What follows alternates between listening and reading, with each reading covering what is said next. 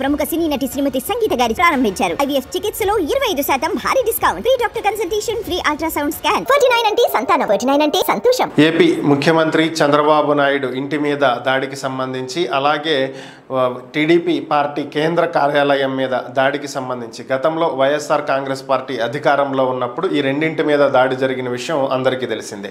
వీటికి సంబంధించి నిందితులుగా ఎవరైతే ఆరోపించబడి ఉన్నారో వీరు ఏపీ హైకోర్టు నుంచి ముందస్తు బెయిల్ తీసుకునేటువంటి ప్రయత్నం చేశారు. అయితే ఏపీ హైకోర్టు అందుకు నిరాకరించడంతో పోలీసులు వీరిని అరెస్టు చేసేటువంటి కార్యక్రమాలు చేపట్టారు. ముందుగా మాజీ ఎంపీ నందిగమ సురేష్ని అరెస్టు చేయడం జరిగింది. తర్వాత ఏపీ విజయవాడ డిప్యూటీ మేయర్ భర్తని అరెస్టు చేయడం జరిగింది.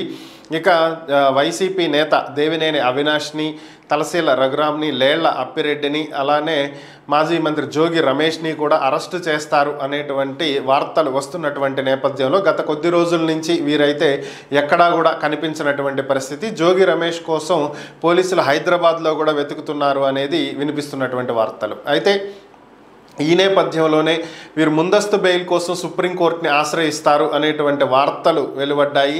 దీనికి తగ్గట్టుగానే ఈరోజు వైఎస్ఆర్ కాంగ్రెస్ పార్టీ నేత దేవినేని అవినాష్ సుప్రీంకోర్టులో పిటిషన్ దాఖలు చేసినట్లుగా తెలుస్తుంది.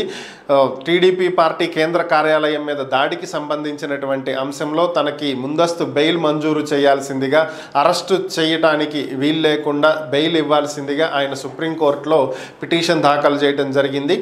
రేపు లేదా ఎల్లుండి ఈ పిటిషన్ విచారణకు రావచ్చు అని చెప్పి భావిస్తున్నారు.